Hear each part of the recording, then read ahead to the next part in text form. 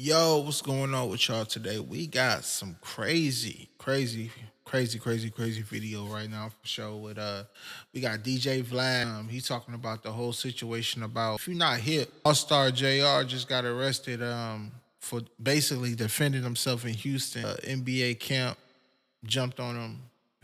He got one of their pistols and got the blowing down on the boys, and the feds just picked him up. I think yesterday, if I'm not mistaken, or today. So he was going to a DJ Vlad interview when he got picked up. So I'm guessing they trying to say that DJ Vlad is a Fed. You know how that been. You know how they've been talking. So this is the video right here. So we were gonna get right into it. Hey, welcome to the greatest show on earth at Dogface is interviewing them is crazy, but let's get it. TV. Yeah. This time, we're going to start off a little different. We're going to put you in front of the camera because breaking news All Star JR, he's in major headlines. He's been in the headlines for the last week and a half, 2 weeks. There's been rumors that he was picked up by the feds, yes, if I'm correct. And the blogs are reporting that he was on his way to California to do an interview with you. Well, he was on his way to do an interview with Vlad TV, but not in California, in Detroit. So we had, the last couple of days, we had talked to All-Star J. I think you were involved in the process. I was. In terms of booking him to do an interview to talk about the whole situation. So we set a date, we set a time. It was going to be in Detroit. I wasn't going to be there. It was going to be remote. True. Right? So in that case, I try to do interviews in person, but I don't always get to do it. So in that case, it was going to be a remote interview. Earlier that day, we had a conversation about some of the topics that we're going to cover in the interview. The conversation wasn't taped. So if the feds want any level of cooperation from me, I'm already not cooperating. Right. I'm going to be pleading the fifth. I always protect my guests. I have a long history of this. If you look at, for example, the Keefe D situation, Las Vegas PD tried to get all my raw footage. I refused. There's a Jimmy Henchman situation where they wanted my footage. I also refused. I would lawyer up and I would fight. I didn't know he had a. I'm gonna go check that out too. I didn't know he had an interview with Jimmy Hitchman. Situations like this. So I'm not cooperating on any level, and I'm not going to talk about what we talked about in our phone conversation. But the whole thing was we were setting up an interview for later that day. It was supposed to be at 7 o'clock Detroit time. Yes. Okay. So the studio was booked. My man Mafi set it up. You were involved in the process as well. Everyone was excited to do it. 7 o'clock rolls around. I'm hitting up Mafi. Yo, what's going on? Where's he at? Oh, and he's going to be there at 7:15. And he actually forwarded me a text message, which will show on the screen, from All-Star J saying he's running a little bit late. It's going to be... All right, bet. So he was ready to, do the interview and whatnot. So where was he flying to if it was in Detroit? Like he was going back to Detroit if it wasn't like an in-person interview. So he was going somewhere, you feel me? 7:15. All right, cool. 7:15 comes around, nothing. 7:30, 7:45. Now we're not even getting an answer from him. 8 o'clock rolls around. I'm like, well, I guess we're going to cancel. We gave a 1 hour grace period. I don't know whether he got cold feet or something happened, but at the end of the day, he didn't show up, so we canceled. And then I think maybe about an hour after that, I get a text from Mafi from All-Star JR that said that the feds picked him up, which is horrible. Dang. So basically the feds picked bro up and all he was doing was defending himself. It's kind of crazy, bro. So let's continue this, bro. It's a horrible situation. But I could tell you that I had absolutely nothing to do with that situation. If the feds wanted to pick him up, they probably would have waited once he got to the interview location. Right. And if they wanted more info out of him, they could have just waited for the interview to be done. Well, the fact of the matter is they didn't know what the interview location was. That was all proprietary information that existed between yourself and him, Mafi, and I. Yeah. Wait, what? All right, okay. I had no idea any of this was happening. It's a messed up situation, but I am not working with the feds. I did not cooperate with the feds. I had no involvement in this. We had already booked the studio. I was looking forward to doing the interview. And then this situation happened. And a lot of these blogs are saying, All-Star JR arrested on his way to a Vlad TV interview. and kind of implying that somehow I had something to do with it. Right. And I could tell you that I had absolutely nothing to do with it. And some of the blogs are even saying that he was on his way to California. He was not on his way. No, he was not as on if his he way was to arrested California. on his way to the airport to come to see you. No. None of that is He was true. already in Detroit, and he was on his way to a Detroit studio that we had already booked. Right. And even All right, so with all the bullshit ass rumors that people been saying he was going to see Vlad in California, so now we got the truth right here from the horse's mouth. All that shit is false. And with that being said, he was still in Detroit, so they caught him riding around in the city, and they came and got him in Detroit. That's what I'm guessing. That's what, you know what I mean? So I'm gonna keep the video going. the studio was hitting us like, yo, what's going on? And we're like, we don't know. We have no idea. So let me ask you a question, Vlad. Mm-hmm. Why do you think that people are constantly and consistently trying to label you as a cooperative in some way solely because you're interviewing people? Is, in my mind, it's not your fault. Your job as a content creator and as a journalist, right? And I'll use the word journalist because that is essentially what you are and what you have been for over 2 decades. Why do you think people blame you for, or because? Short answer, because people are stupid as hell, bro. People are just dumb. They make up shit and then run with it. Whatever sounds the best, they just run with it. You know what I mean? That's the problem we got. But anyway, let me continue this. The people you interview may say something that may be incriminating about something that they were involved with or something that somebody else was involved with. Why do they constantly blame you versus putting the onus of responsibility on the people who you're interviewing? Right.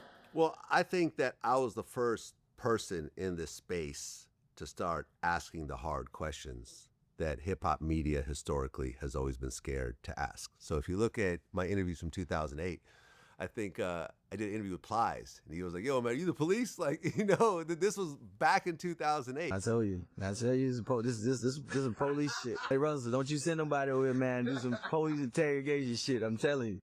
Because the way I looked at it was, That's funny as hell. if you're gonna sit down with somebody, why ignore the elephant in the room? Right. If this person's whole persona is built on this gangster image, why not talk about that? If all their songs are about this, if all the stuff they're doing on social media is about this and everything else like that, why not ask about it? Now, I'm very careful about the way that I do ask about it. So people like to say I'm the feds and all my interviews end up getting men arrested and so forth. The only time I've ever heard of my interview being used in someone's case was the Keefe D situation, right? That trial hasn't even started yet. Right. So that's not even confirmed. I'm interested in how that Keefe D case gonna happen. How that court, are they gonna play interviews? That's gonna be a crazy story to follow, bro. It's already nuts. You know what I'm saying? It's already crazy now, but just when that trial starts, that's gonna be some crazy bullshit. I wonder if he gonna tell on everybody. But that's a different story. Let's keep it going. Right. But in that case, Keefe D wrote a book about his involvement in the Tupac murder, and I did an interview based on his book. Based on the book. They missed the book part though. They missed the book part. They missed that in the book. The book was already on Amazon. There's Right. links to the Amazon book in that first clip. So apart from that, people like to say that I'm involved in this person's arrest, that person's arrest. You could ask the actual people who I'm being accused of, and they'll say that Vlad had nothing to do with it. Taxstone, Vlad had nothing to do with it. Casanova 2 times, Vlad had nothing to do with it. You could go on and on, on and on and on. All these people, if they decide to do crimes after my interview is completed, or if they had done them before the interview was done, which we did not discuss on any level, because I'll talk about someone going to prison and doing their time, because you've earned the right to talk about that crime based on the amount of life you've given up in that jail cell. Right. Mm-hmm. That's it. There's no double jeopardy in America. Right. You can't be. They can't say, well, you talked about it again, so we're going to give you another 10 years. Right. No, you did your 10 years. Now you could talk about it. If it's past the statute of limitations, you could talk about it.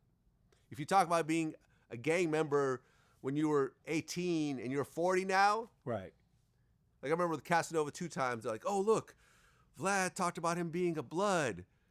And now he gets arrested. Well, yeah, he was a blood back then, but what he got arrested for had nothing to do with him being a blood back then, before he went to prison for some other shit. It had to do with new crimes he did years after our interview was completed. We only did one interview.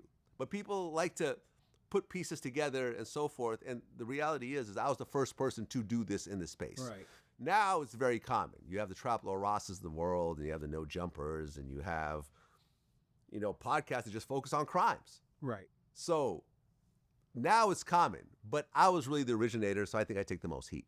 Yeah, you take the most heat, and I think it is a situation where people are trying to throw rocks at the throne. They know that in order to get to where they want to be, they have to go through Vlad TV, and that's probably most likely never going to happen. Well, I mean, that's another way of looking at it for sure.